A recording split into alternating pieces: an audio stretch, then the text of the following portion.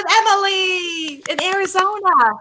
Oh my God. We have so much catching up to do that I just want you to talk. What is going on? And were you in New York during the beginning of the COVID-19?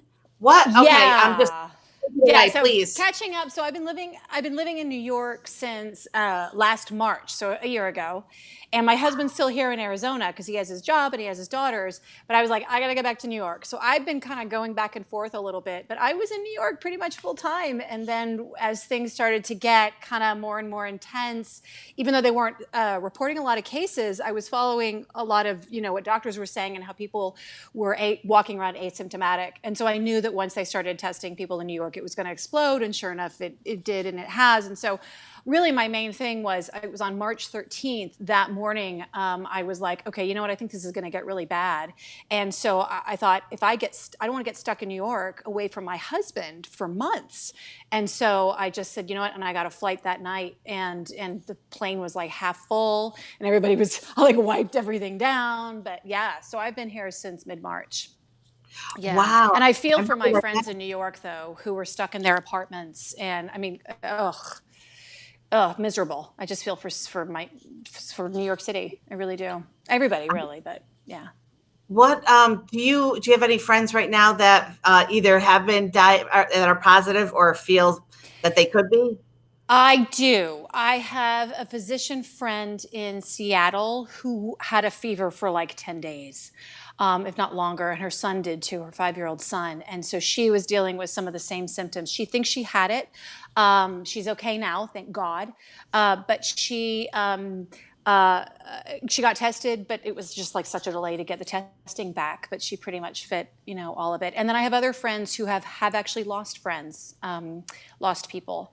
So yeah, it's horrific. But in terms of my own immediate family, we're okay. A lot of them, well, the rest of them, my immediate family is in Texas, and we're here. And my husband still sometimes has to go into work, and I work from home, so I'm ridiculously blessed.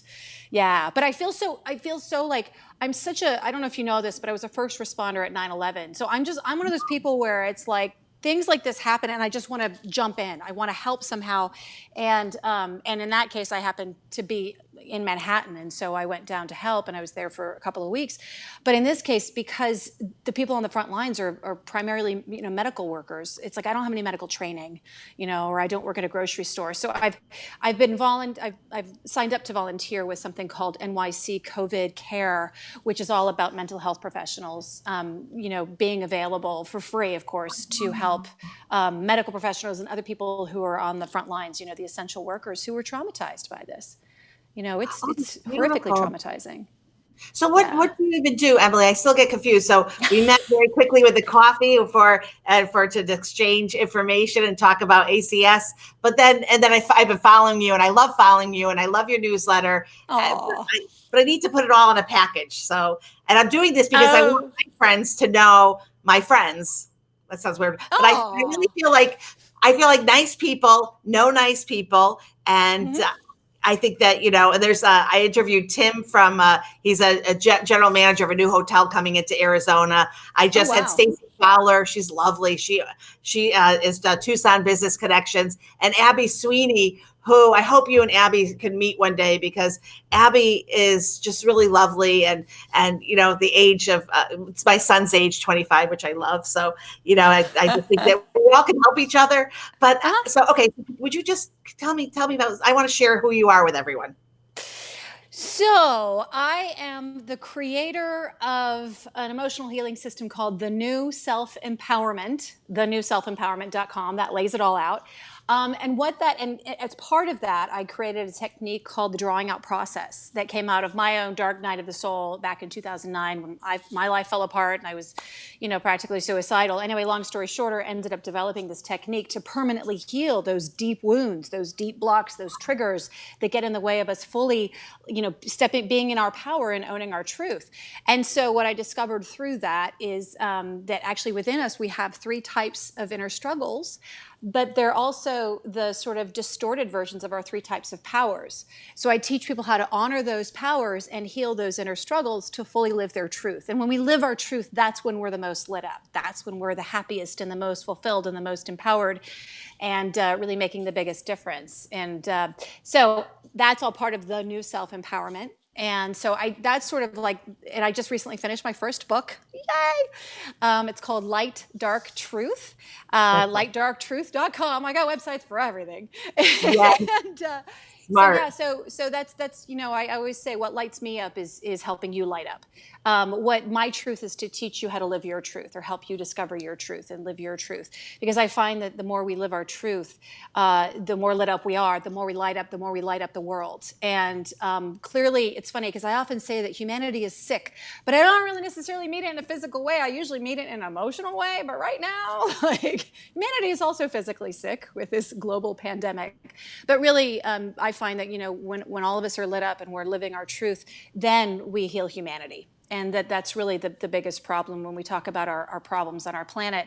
It really does start from within. And people having their own inner conflicts or inner demons or struggles or pain or wounds that then get expressed externally. So as long as we are healing ourselves, then we can help heal humanity. Yeah. I love that. What's happening right now is Aww. so scary. And I feel like I have like the first 30 seconds of the morning when I wake up, and it's kind of blissful because I forget. And I am going to bed with the news on, and I'm waking up to, I don't want to be that person that's like, I'm not going to watch the news or know what's going on. I've always been a news junkie, but it's, and I've also been the person that would watch every scary movie and saw Pandemic and saw Contagion, and I've seen all of it. And this is insidious, the way that you could be, have no symptoms, or even the fact that some people like just how it goes from one extreme to the other, then it kind of fades away a little bit and then it picks back up again. So your body, you think you're okay. And I watch Chris Como, and the fact that it wants you to lay down and just go to sleep and rest, because there's no pain with that. But saving your life means you have to go through the physical pain. Yeah. I process it. I need help. Oh, honey. Yeah. Oh, It's a really intense and emotional time, as well as, of course, the physical strain. Just even like we don't go to the grocery store that often, in fact, but we probably go like once a week, maybe once or every couple of weeks, just because we were trying to do the delivery, but then those were getting all filled up. But whenever I do it, like, my husband will sit in the car and I'll go in. He's like in the getaway car, and it's like masked up and gloved up and, running through there. But here I am touching my face. I'm touching my face. No, but touching my face. Holding my hands. But the point is, though, is that I even noticed that, and this is my work, like emotional work, but even I noticed that it's like just going in there, just getting the groceries, I come out and I take every precaution, mask, gloves, everything. But when I get home, after I've done everything I need to do, I notice that, like, my chest is tight with just this, it's like the strain of that we're up against an invisible enemy. And that any of us could be walking around with it. So the point is that, as much as this is a physical thing, it is very much an emotional thing. And what I find is really important that we honor wherever we are, no matter where that is. And everybody's going to be in different places. Some people want to be dismissive about it and they want to tell everybody to calm down. Some people want to say, well, oh, this is a higher purpose. And some people are like, oh my God, I'm freaking out. And so we're all in a different place about it. And I find that really the greatest piece is just honor where you are and honor how you feel. But at the same time, if you're like going to bed with the news on and waking up with the news on, then you are also kind of filling your consciousness a lot with a lot of heavy stuff. And I'm not saying I don't do the same thing. I mean, I watch the news and everything. But the point is, I think we just need to really be very, very, very patient and gentle with ourselves through all of this. All of us, every single one of us, really need to just be very patient and compassionate. Yeah, patient and gentle. My son said, and I was interviewing Tim Heim last night, and he said a lot of leaders will come out of this. So if you really, because right now I feel like there's a lot of businesses that are not taking it, and employees work all day. They come home, they have to do everything, shower, and they may not be watching the news, so that you have.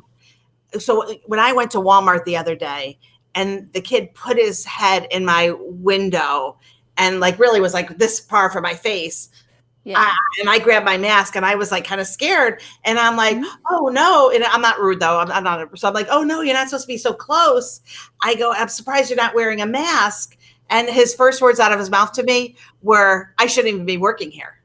And I thought to myself, well, that is why an employer doesn't want to give an employee a mask, because all of a sudden now the employee is thinking to themselves, oh, wait a minute, maybe I shouldn't be working. But still, as an employer, you should still be protecting your clients. Well, like I went to the grocery store and the guy, I was looking at the sushi and he's making the sushi with no mask and he's over the sushi. And I'm like, I don't even understand it. I literally was like shocked, and I looked at it and he's like, are you interested? I'm like, no, thank you. But I was like, how could that be? And why are we allowing that? Why would that be allowed just on Saturday that someone would be able to do that? Yeah.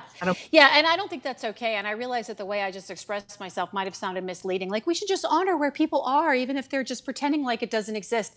I really mean more like those of us who are dealing with the emotional sort of dealing with it. Right. Yeah. It is really extremely hard because, like I said, everybody is in a different place, and some people are taking precautions and some are not. And it makes me really upset too, because I think to myself, this isn't about me. It's about me, but it's about other people. Like when I even flew from New York City, like I said, I wiped everything down and I took every precaution. But literally, we pulled into the garage, and I even told my husband, I was like, no kissing, no, I was like, we pulled into the garage and I stripped naked in the garage so that I wouldn't be bringing my clothes in the house, because I just taken 2 planes to get to Tucson. And I literally walked naked to the shower. I was like, I got to clean off, because my biggest fear wasn't so much that I would get it. I don't want to give it to my husband.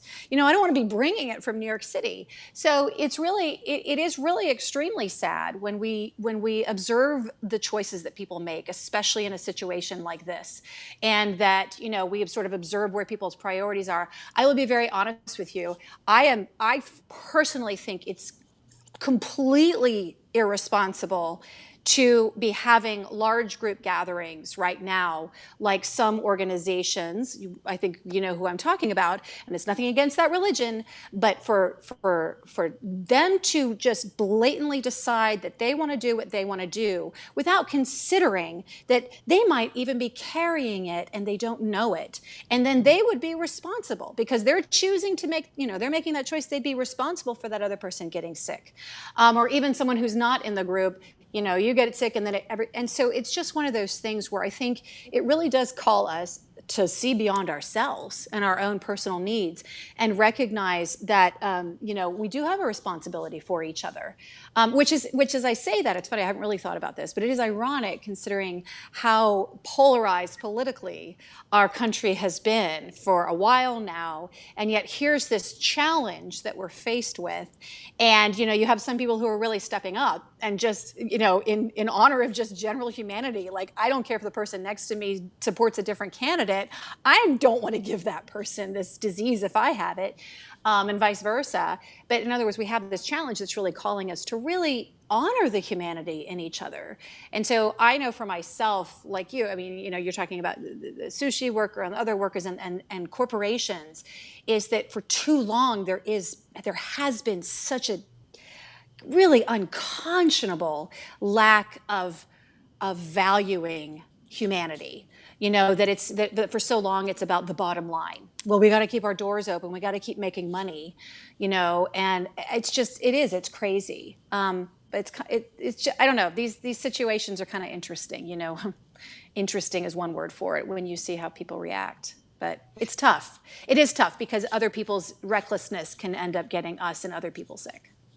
It's crazy. And that's fairly new that we're learning this. Sammy, my 31-year-old, I have a 31-year-old with a very cool business. So he's in Shanghai, and he was telling us what he was going through in January. And oddly enough, because it wasn't on the news here as much, I mean, we knew what was happening in China, but it wasn't considered a threat here. I don't recall my thinking, oh, we're going to be next. Like that wasn't, and I don't know why, because it kind of should have been. That was kind of dumb of me, because we really are following the pattern. And Sam would tell, I said this in a couple of interviews, but Sam called me one day and we were talking, and he said, Mom, I don't have a mask. And so if I go to step outside, first of all, he's in a hotel. There's like really very little restaurants are open, a few stores that are open, because when I step outside, it's akin to my being naked carrying machine guns. Everyone looks at me, they're scared of me. And then he said, and every cough and every sneeze sounds like you duck because you don't want to be. So he said, I can't get a mask. I can't wait in line to get a mask because everyone that's waiting in line to get a mask has a mask already. So he finally did get a mask, and that was great. And he actually ended up traveling to Thailand for a little bit to get away before Thailand. And he's back in Shanghai. And now it's kind of back to business a little bit. Everyone's wearing their masks, which I think, and I think if I read it correctly, there's a fine if you don't wear a mask in China. You have to have a mask. And actually, it's funny, they sell masks, but not to the healthcare industry. A lot of people, even in the promotional products industry, salespeople like myself are like, oh, so wrong. You shouldn't be selling masks. But I'm like, we still need to have employers take care of their employees. So we still need masks. We're not selling masks that are for the healthcare industry. We're selling covering so you're protecting someone else. But even that, but what I'm trying to say is on March 13th, that was a Friday. I remember that day. I had my leadership class, and it was going to be Alana's first day of school, of vacation. And it's unbelievable that it went from that day to like that. By that Monday, we all were understanding it and getting a feeling of it. So it kills me that we could have taken some time to really have understood it a little bit more. But I was told around that time, my friend David, you and David would be great together. Not great, they were friends. But David said to me, "Go buy toilet paper. Buy toilet paper. Buy as much as you can." And so I did, and he was really right about that. That was kind of weird. But he's is a your smart friend kid. David is the reason why there's no toilet paper? Just kidding. Yeah, I think David did that. David's the one who was telling everybody to buy toilet paper. Crazy, right? The panic. And there's still no toilet paper. We were just at the store. There's still, I mean, I'm good with toilet paper, but there's still like people don't have toilet paper. And also the Lysol, any kind of wipe. I use Melaleuca. So I love that. I love that. But and I have some spick and span that's antibacterial. But other than that, you go to the stores, you're really not finding the proper, what you could just use for your own home to kill the virus. Yeah, well, and even spick and span, antibacterial doesn't kill viruses. And that's You're one of right. those things too, right? So it's like, oh, well, this is antibacterial. And it's like, but that's for bacteria. Viruses are a whole other thing. But that's actually one of the great things about as weird as this sounds, one of the great things about the fact that it is a virus is the soap and how the soap breaks up the lipid boundary around the virus and takes it apart. I mean, that's why it's great that actually something so simple can fix that. The toilet paper thing has made me laugh. I mean, actually, I posted on Facebook, you might have seen this, when my husband did the census, right? Because we got our little letter, and he's like, I finished the census. And then he walks over to the closet, and he does the census on the toilet paper. And he's like, 11, he's like, oh, that's hilarious. I don't know what we're down to now, but my attitude is, you know what? If it really gets that bad, like, we can use washcloths and just, clean them and sanitize them and then reuse them. You know what I mean? Like, and even in places in India, they don't even use toilet paper. I learned that kind of the hard way, actually, when I visited India years ago. And I discovered that not only were there no toilets in some bathrooms, but there were no toilet paper. You just had to use your hand, which is totally disgusting to a lot of people who didn't grow up that way. But I mean, again, that's one of those things I think too, where it's all a matter of perspective. We're used to our creature comforts. We're used to things being a certain way.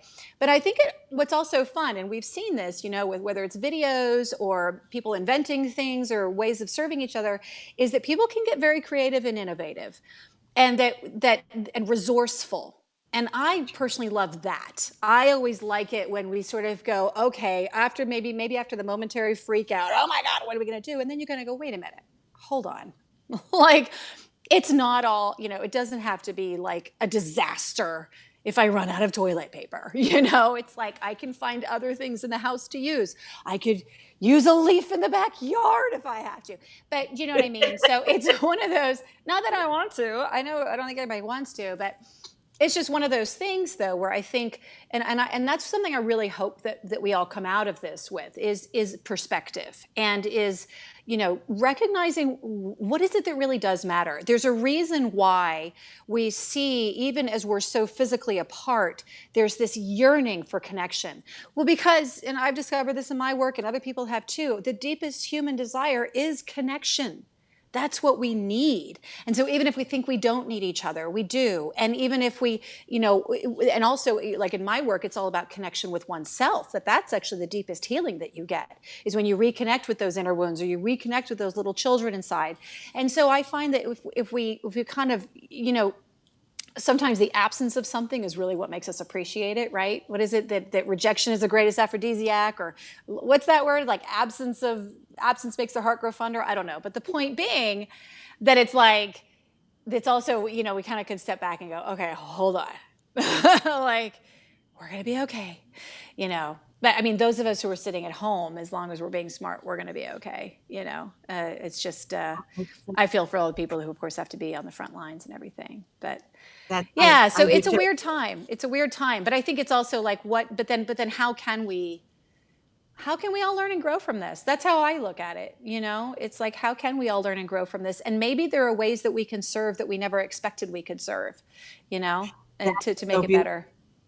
That's so true. So I went into the garage and I was looking, and all of a sudden I found this. It was the weirdest thing.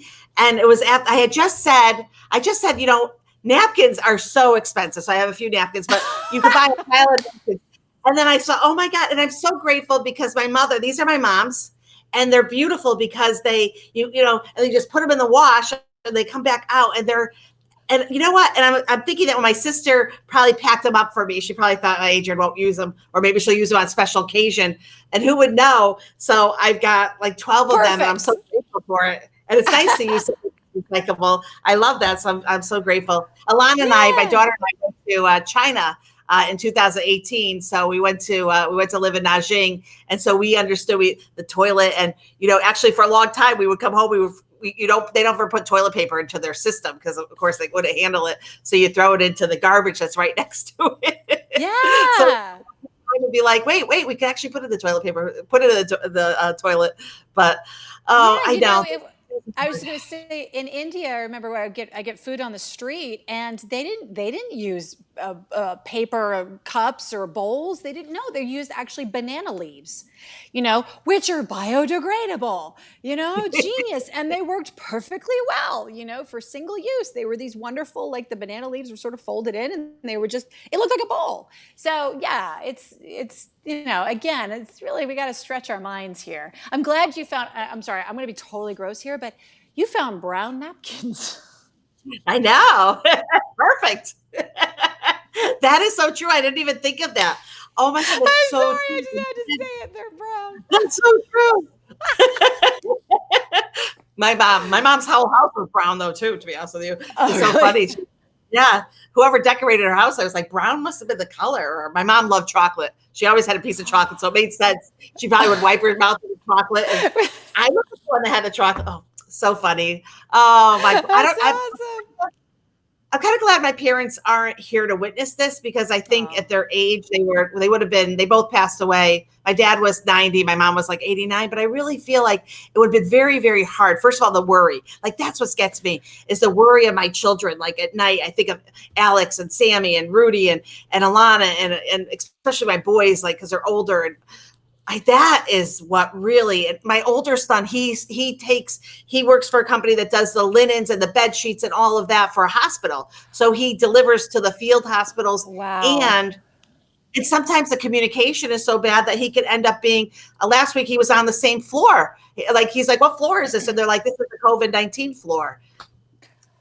Wow. So it's like, he comes and he's got a new baby. So same thing, goes in the garage, strips down. It's just really, that's what wakes that. So I just really, there's so much we can't control. It's like, there's only so much we can control. So it's almost like you have to sit and kind of go, okay, what can I control? these are the things I can control. I'm going to focus on these things. I don't mean you have to be a control freak about them, but, in other words, like just, it's, because there is so much that we can't control. And whenever that's the situation, a lot of times, I mean, no wonder it's like it's really tough and like worrying for other people. For a while there, my parents are in their 70s, and my dad was still going to the office, and we were like, stop going. And they're in Dallas, and it was like right around the time when all the people were coming back from Europe.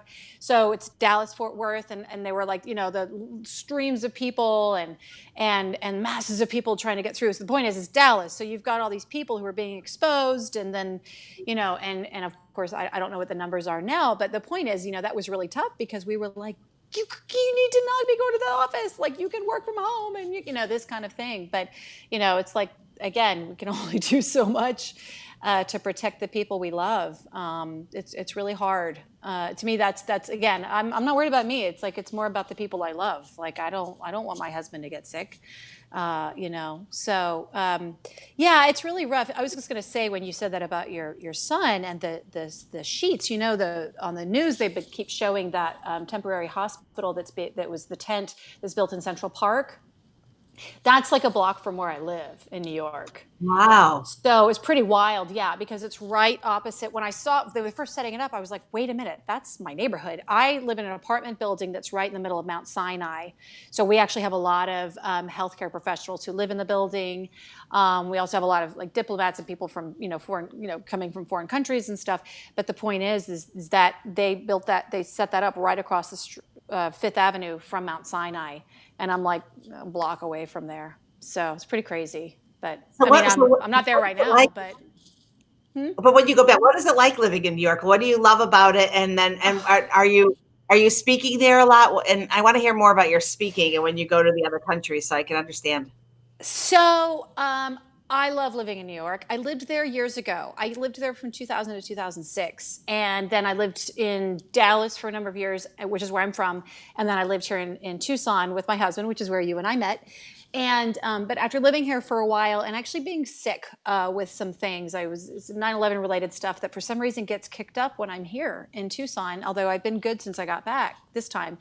But I just was like, I need to be in New York. My work is in New York. My clients are in New York. I need to be somewhere where, people are really doing a lot of work globally, because that's what I do.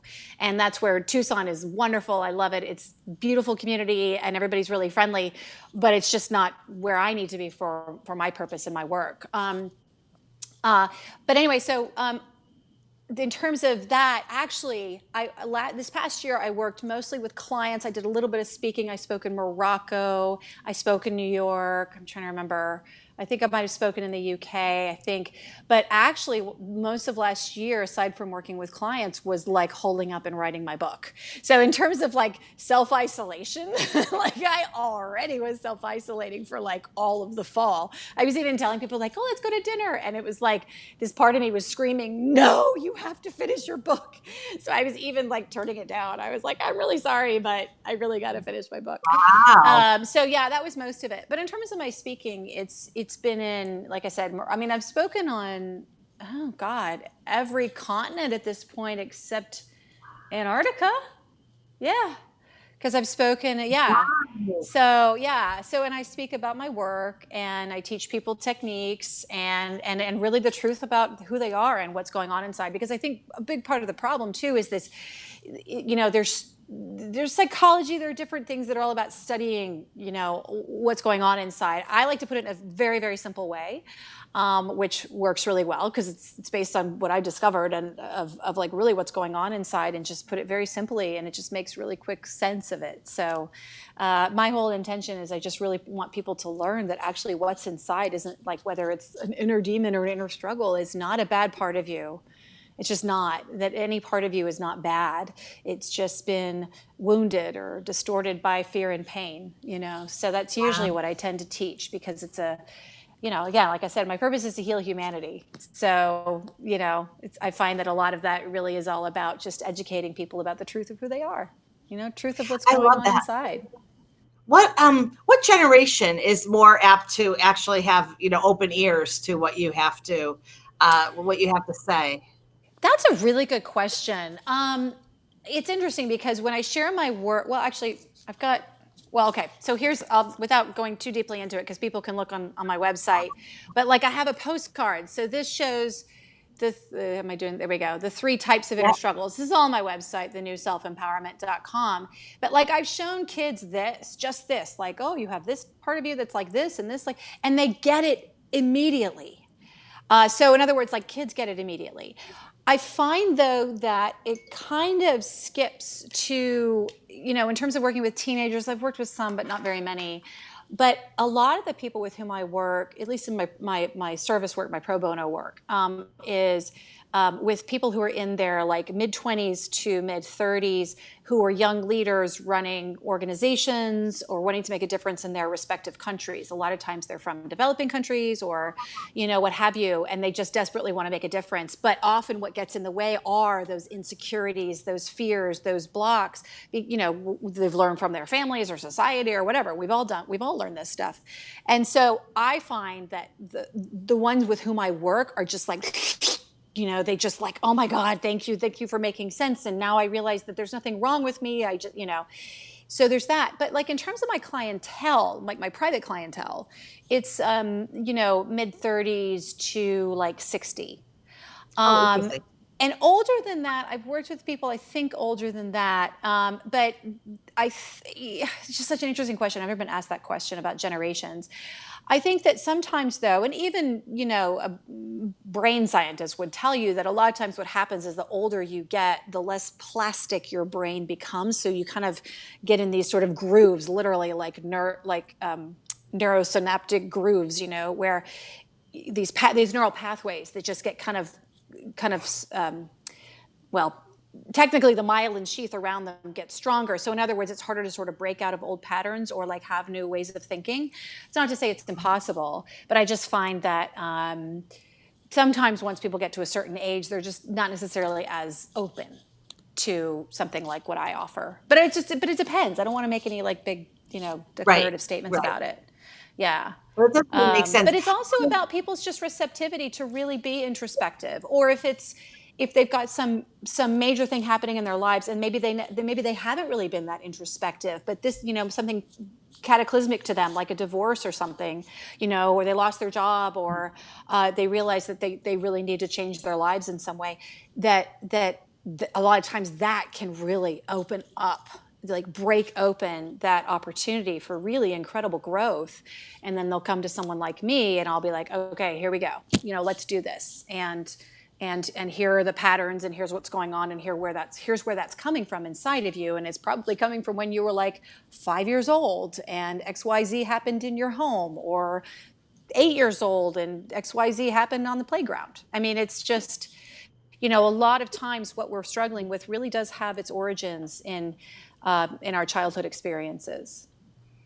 Yeah. So that's where I go. I like healing it from the root. I'm not interested in symptoms. I'm like, let's heal it from the root. Let's clear it out so you don't have to struggle with it anymore. And that's what the work I do does. It really heals it fast. Yeah. So right. I don't want to get, it's scary because, I don't want to get political. I get scared with the whole politics.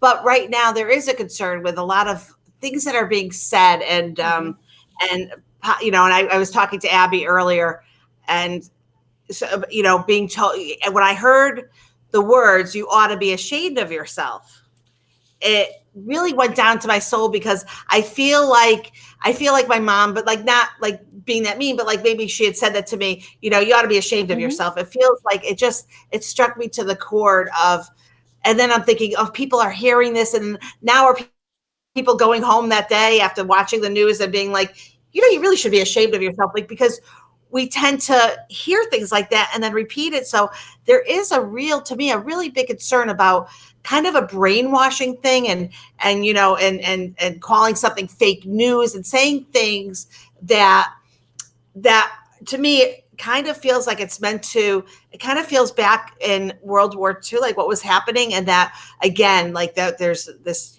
kind of a brainwashing in people, and some people they can make okay with it. And then some people like me are more like, oh my gosh, who talks like that? Who says that? And what kind of pleasure could you even get in saying something like that? I always say that I don't get any pleasure being mean to someone. So it's not, I can be tough on my husband. Believe me, I'm tough, tough. But that's a different story. I'm just tough on him. I live with him, so I can be tough. But Yeah. people get this pleasure, but the other part, just that I want you to answer this, is it's also, I see it as a personality disorder, because I wrote my book, Head Down, Shut Up, and a very, short book. But the story is, my growing up and being told such things. Like I'm looking here at myself. I see just fat, you know what I mean? Because joking about my weight was always the big joke. It was always, in every part of the conversation, there was always a joke. So, I know myself, I have a lot of healing to do, but I also understand that we're working with like an actual personality disorder that's hard to understand. And so, any advice you have for me and all the rest of me's in the world? Oh, and all the rest of yous in the world. Gosh, okay. So in terms of political, I will say that, and if you see me on Facebook, I am very outspoken politically, because in this current environment, I really was like, well, should I say anything? Because people will often say, like, well, you don't want to hurt your brand or whatever. In my opinion, this is not about brand. This is not about business. This is about humanity. And, as they often say, the only way for evil to, prevail is if good people do nothing. And so that's been my attitude is, what, I'm going to be outspoken about this in defense of my fellow human beings. And if I see some human beings treating other human beings badly, I'm absolutely going to stand up for those other human beings. And so you would say that you don't like talking about politics, and it's very anxiety inducing. There are all kinds of triggers. Oftentimes they say don't talk politics or religion, because they are deeply rooted belief systems. And so, so I just want to say that I actually, on the other hand, am very political, but as I said, it really does come from a place of caring about humanity. I love that. In terms of people hurting each other or doing and saying things just to hurt someone else, if you're truly at peace with yourself, you have zero desire to hurt anyone else. So anybody who would have the desire to hurt anyone else, whatever their justification may be, clearly is hurting themselves. But that doesn't excuse the behavior, okay? And so that's where I think it's an important distinction, where sometimes I used to make the mistake of, prior to the last election, I used to make the mistake of just being like, oh, well, that person's hurting and that's why they're behaving that way. And so I have compassion for them. But then I would let that person abuse me, because I kept thinking, not abuse, but, be the way, not say anything. But my mom, who's a psychotherapist, she learned something from part of her training, which I thought was wonderful. She said, and this is actually something that they teach children at this program called the Institute for Child Development. It's in Arlington, Texas. And the way the term goes is, it's okay to be angry. It is not okay to hit. So we are entitled to our feelings, but we are not entitled to hurt anybody just because we feel a certain way. And that's a really important distinction. Unfortunately, what we're seeing a lot of is we see a lot of people in a lot of pain, but then they turn that into attacking and hurting, and even attacking people that have nothing to do with their original pain. And so that, I would say, and there's so much more I could say about that. But in other words, it's okay to be angry. It's not okay to hit. It's okay we can have compassion for the wounds that are fueling that behavior and say no. So we can do both, right? I can have compassion for you, and I can recognize that what's fueling your behavior is likely wounds and all kinds of terrible things that have happened to you. And at the same time, I can say, and it is not okay to behave that way. It is not okay to treat me or anyone else that way. So you hear how both and. Yeah. And I like to approach most things from both and anyway, because I think we get too stuck in the either or, both and. So in the second part of what you were saying about having been made fun of, and I'm actually, my thing's going to die, so I have to take you off. Yeah. Okay, I'm going to brush my hair. I'm charging you. Okay, there. I'm charging you, but can you hear me? Is the sound okay? You look great. I can hear you beautifully. Okay, good. So in terms of what you brought up, and I really appreciate that you shared so vulnerably about, the way you were treated and the way you were teased, and therefore then that's how you're seeing yourself, is that, first of all, I just want to say that it's not okay for anyone to make fun of you for that. And that's not me trying to, attack your family or anything. I personally, from my perspective, it's not okay. Unfortunately, families and people, we do things very unconsciously. I've actually been dealing with something like that personally in my environment, in my family, where, there's this unconscious behavior, and I'm just like, this is not okay. So I just want to say, I'm sorry that you were treated that way. That was not okay. It was not okay. And at the same time, I appreciate that you are making the connection with the fact that, and now, even to this day, you feel very insecure about it. Well, it's because of those early wounds. And that even if, what I find is that sometimes as adults, I don't think you're doing this, but sometimes as adults, we can kind of want to dismiss our own feelings or dismiss our own wounds because we're like, oh, that wasn't such a big deal. I shouldn't be upset about that anymore. Doesn't matter about shoulds. It's how you feel. And it's really important, and it's the most healing thing you can do to honor how you feel and honor those wounds. That doesn't mean that if I'm angry, again, doesn't mean I then go scream at everybody, but it's to be like, I'm really angry about this, or I'm really hurt. That really hurt me. That was not okay that they treated me like that. So we can actually do that for ourselves, and other people can help us as well by honoring how we feel. And that can massively help shift then how we see ourselves. Because when you heal that wound and you sit with that part of you that's carrying those wounds about having been made fun of for something that, you're a kid. Like, what are you supposed to do? Like Weight Watchers or Jane Fonda? You know what I mean? Like, in other words, it's just crazy stuff. You're a kid. No, it was like last year too. Well, or any of that, but even any of life. that. It's like, sometimes our bodies are made the way that we're made. And also the other part of that too, is that shaming ourselves and shaming our bodies doesn't work. Like when you said you should be ashamed. No, it doesn't work. And I say that very practically. This isn't like from my own work, because one of the things that drove me to my dark night of the soul to such deep self-loathing was because I kept, in addition to the emotions I was feeling, I was also shaming myself for how I was feeling. And so what happened then? It didn't get better, it got worse. And I hated myself more. And so really, it's actually a very practical thing to say, well, that doesn't work. It just doesn't work to shame ourselves for how we feel or to shame ourselves for how we look. And not only that, your body often responds to how you think and feel about it. So then your body's going to have a reaction too. So really that answer, again, when we were talking in the beginning about being patient and gentle with yourself and being patient and gentle with your wounds and really honoring that. And even if other people are going to dismiss or be like, oh, come on, we were just kidding. No, again, not okay. People can be really cruel under the guise of, I'm just kidding. And that is not okay. Yeah. That is not okay. You just made me realize something. You know what? I just had a little breakthrough.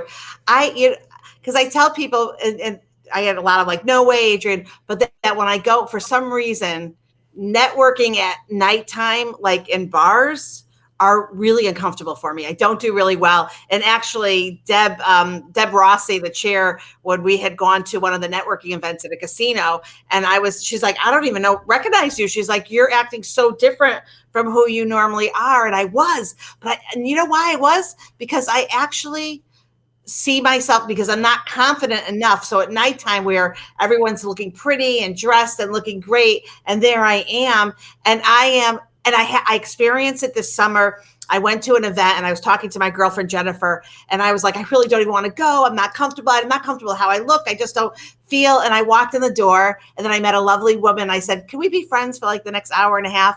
And well, I now serve on the board. Maria Davila from Healthy Souls International. She is an amazing woman, and she is unbelievable what she's been doing. But I think back on that day, and even now with the Daytona Chamber, they don't really see me at a lot of happy after hours because now I think I can work on this now, because that's what it is. And I don't need to just lose weight in order to now go or feel.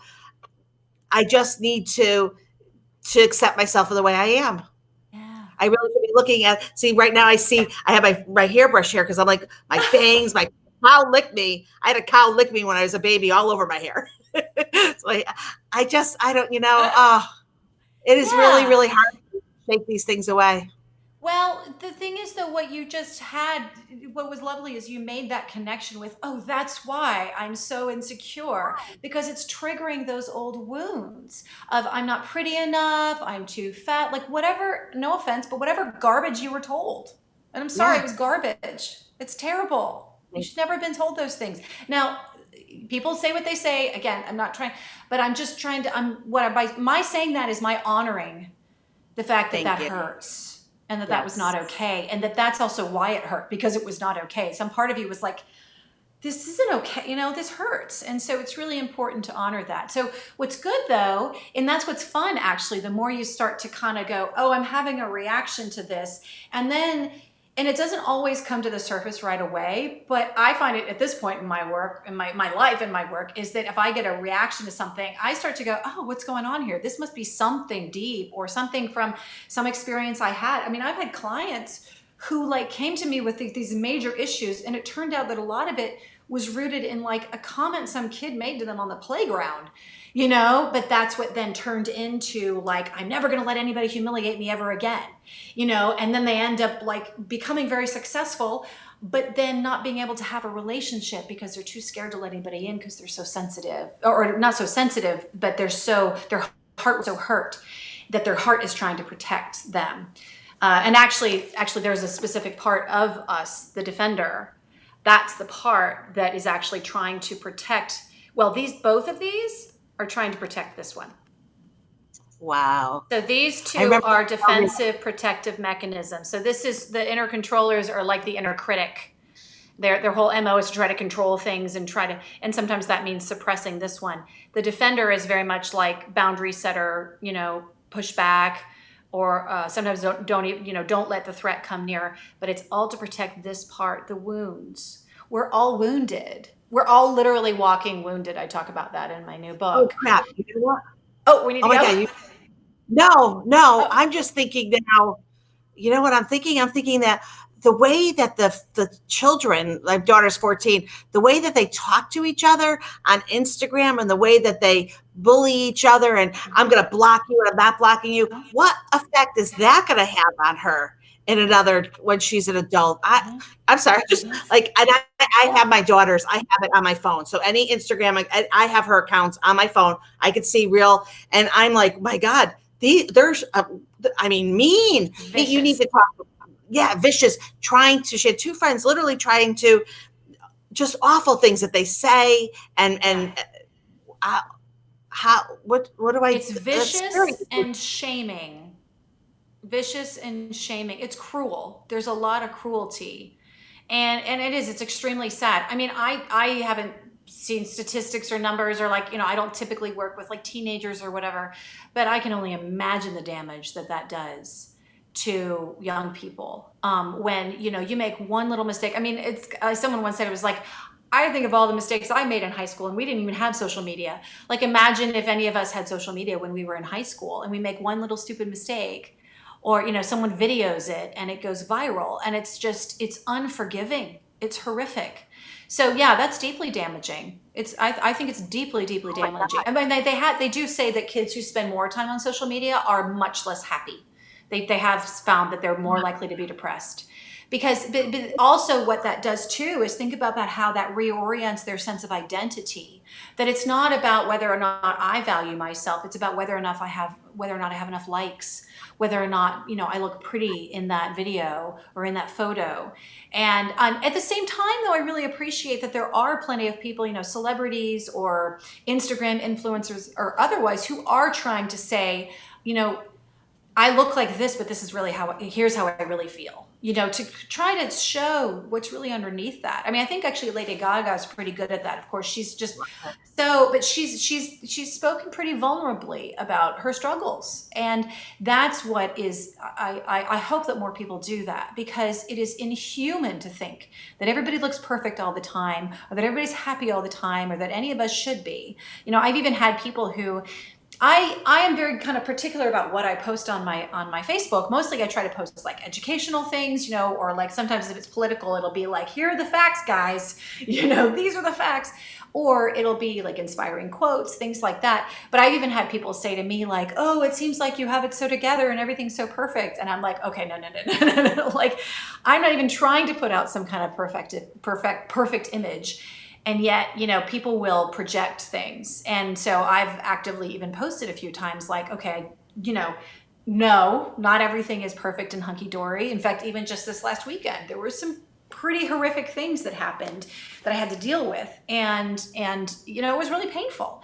But just because I don't put that on Facebook doesn't mean that it's not there. And so I think that's another thing too, is we really, again, have to have that perspective of like, just because that's what we're seeing, oh, it looks like they're this most perfect couple. And then, 6 months later, you find out they're getting a divorce. Oh, but they seem so happy. And it's like, yeah, in an artificial world, and like when my husband's always calling it, he's like, it's just a message board. That's all it is, Facebook. He's like, that's all it is.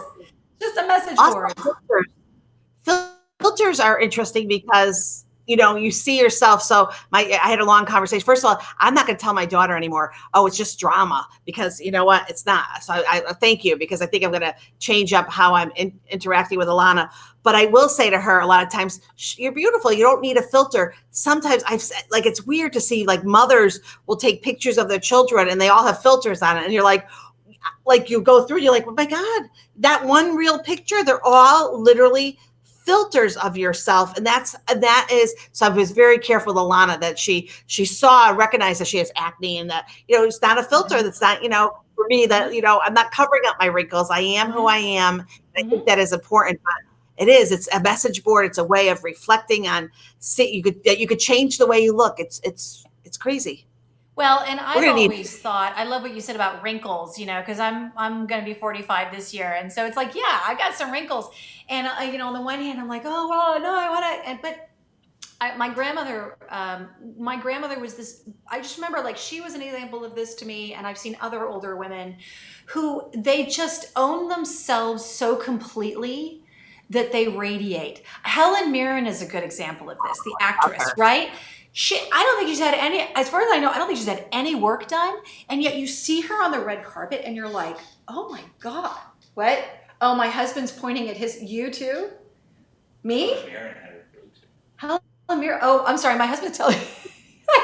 He said Helen Mirren had her boobs done. Okay, fine. I can't use her. Oh, see, is that like pointing at his chest? I'm like, what? Is that Access TV or Entertainment Tonight? I know. Is that Entertainment Tonight, sweetie, or is that? But I guess, but so I'm talking about though, like when I've seen her, she's got wrinkles and all that, and I'm like, but this is a woman who, from at least, again, I don't know her personally, but from my perspective, she seems like she just owns herself so completely that she shines. And I've always found that the women who do that, to me, they're more beautiful. That when they just own themselves and they just honor themselves. And that's not only like a sort of woo-woo thing. I mean, it really is like, I mean, if you look at people that it's something about it. It's when you truly honor and love and value yourself, never mind anyone else. Never mind. And I've had to learn this the hard way too. It's like, you know what? Screw everybody else. How do I feel about me? And what matters is how I feel about me. And then how I feel about me then affects how I show up in the world and the light that I shine and how people respond to me and the impact that I can have. I often tell my leadership clients, I say, we lead, it's not just about what you do, it's about who you are. And so if you're showing up and you're shining a light, and that comes from within, and that comes from your own valuing yourself. You can't fake that. You could like throw on some shiny dust on your cheeks if you want to give yourself a special glow. But I think you know what I'm talking about. You can feel it from someone. That's who I want to be. And I'm speaking as someone who, like, I may look like, oh, like I did my hair for you and I'm wearing lip gloss. But I actually went through years when I talked about the 9/11 illness and how I would get sick here in Tucson. I don't know if you ever saw me this bad, but I went through years since 9/11 of having the most excruciating dark red eczema all over my body, my face and my body. I mean, I was like a raccoon. It was all over everywhere. I was scratching till I bled. My point being, I've been through periods in my life where, I mean, I looked monstrous, horrifying. And so that for me, it's kind of like we're talking about even in this environment, in that moment and period of my life, it was excruciating. It was extremely painful emotionally, mentally, physically, spiritually. But I also really worked hard to take it as an opportunity to love and value myself anyway, no matter what. And to, even if I looked horrific, I'd go to the grocery store and I'd be like, okay, I can still show my face, and I can still value who I am, and I can still see the beauty inside of me, and I can still heal, and I can heal those triggers and those wounds that are getting kicked up because of this physical, illness. So again, it really is that light shines, the brightest light we can shine is the light from within. It really is. And so that's what I love teaching people, because that's what it's all about. And when you live your truth, even right now, you're, just from what I know about you, Adrienne, like, it's so cute. And I think someone else even said this when they saw that you were doing these interviews. They were like, oh my God, it's perfect for you. And when my husband was like, so what's this interview thing you're doing? And I said, oh, remember when we did that American Cancer Society talent show and I judged it, and the woman, and he's like, oh yeah. I'm like, it's Adrienne. I'm like, this is perfect for her. She loves to talk and she loves to connect. You light up when you connect. Unfortunately, you had experiences growing up that made you feel less than safe, right? Hurt. So true. And you felt like you felt like that you showing up as you were wasn't enough, and therefore you weren't entirely safe in that environment.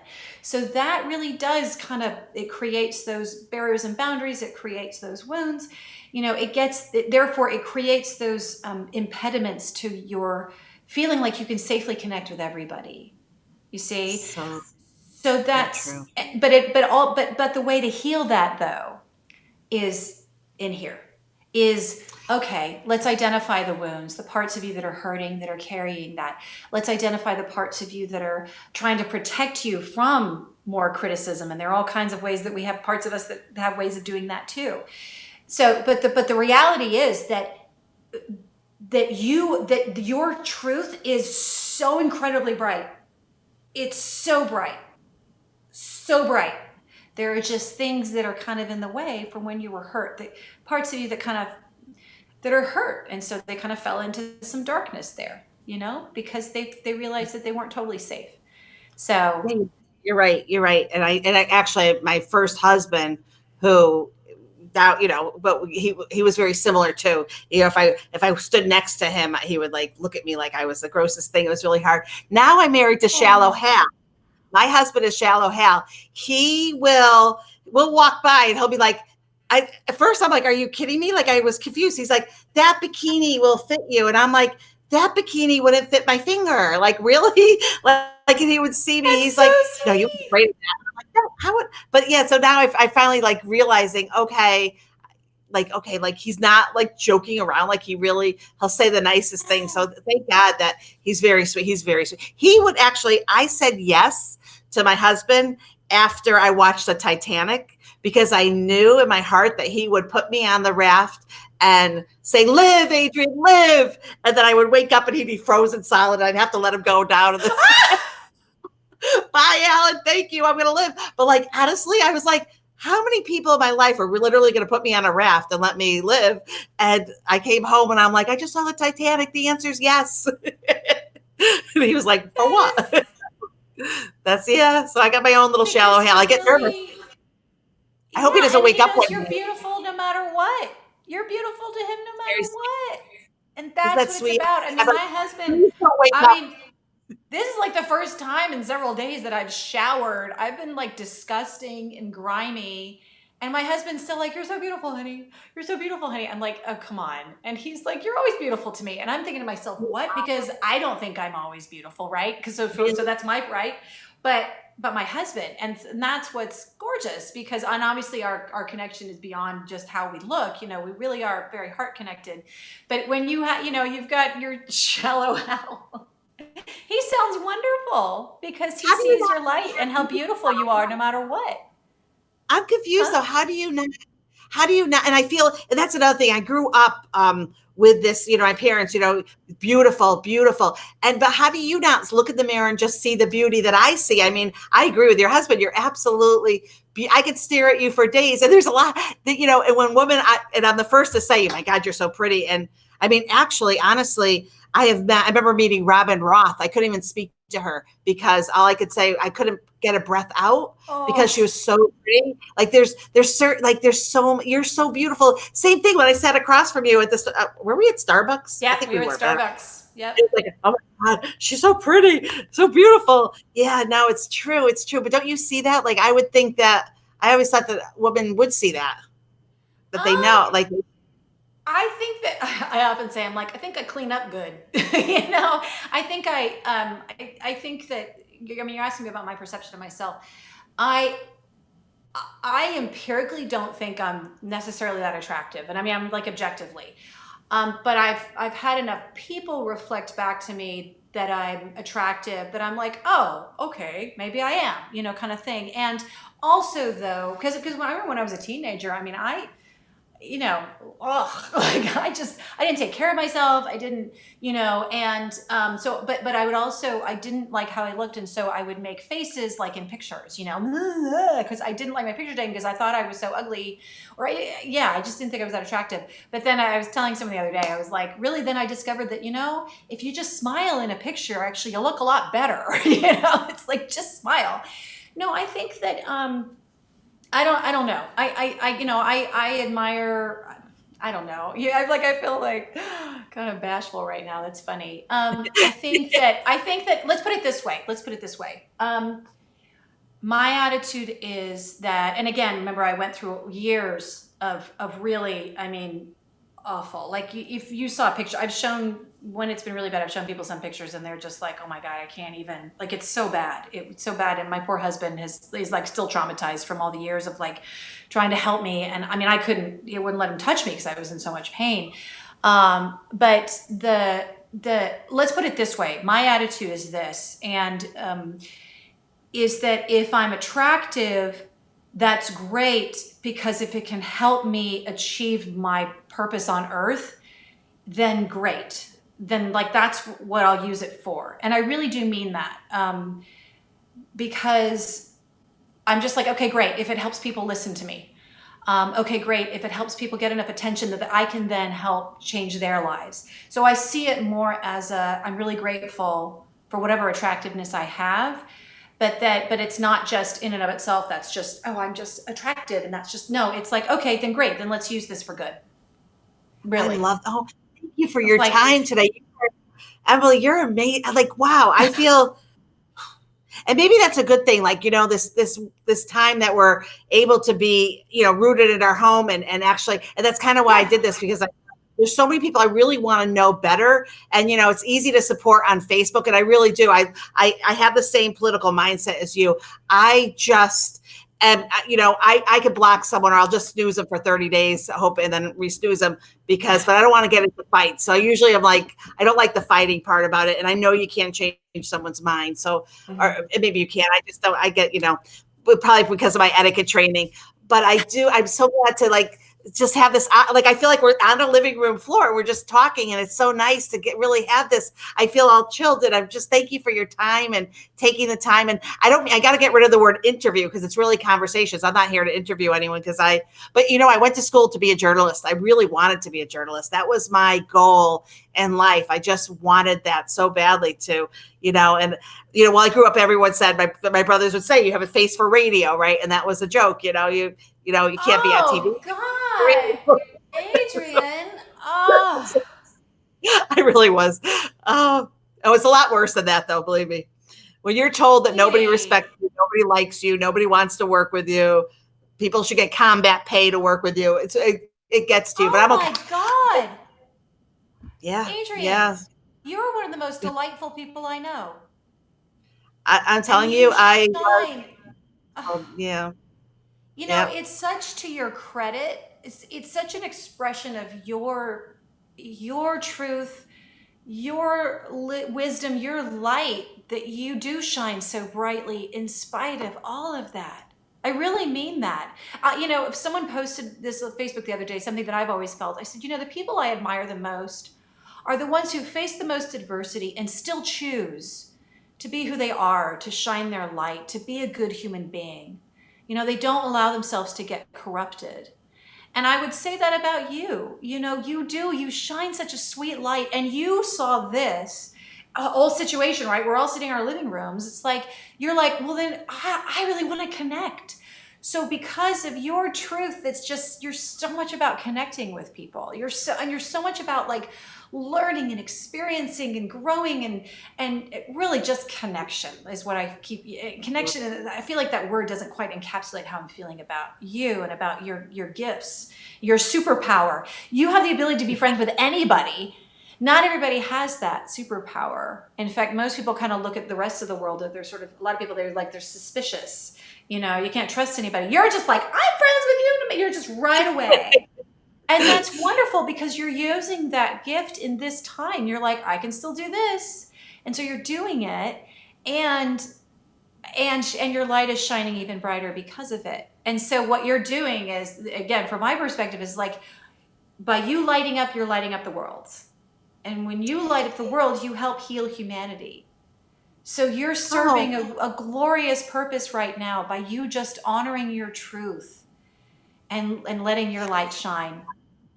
Thank you. I actually did this too because I feel like I have such great connections and friends but nobody knows each other. And how do you get someone to know you so that I feel like selfish, like, oh, I only get to see Emily. How do I get everyone else so I could share here and there? But that's it really. But I'm like, and the same thing for you because nice people have nice friends, right? So everyone that I'm going to be friends with is going to be nice. They're not going to be nasty and mean. So I'm like, I want everyone to meet each other. I would love one day for you to meet Abby, because Abby, you would be a great mentor for her as she's going into her path. And she was right before you. I spoke to her 4 to 5. She's a really lovely girl, lives in Tucson. And I hope you guys connect.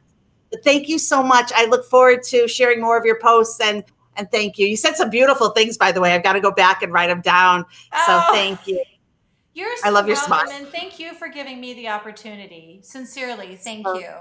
This is you're such welcome. a joy. This brings such light to my heart. This has been so fun. Thank you. Thank you. Oh my God. Thank you. Okay, this is really a fun thing. And then I just say, stop streaming. And then I just stop it. And then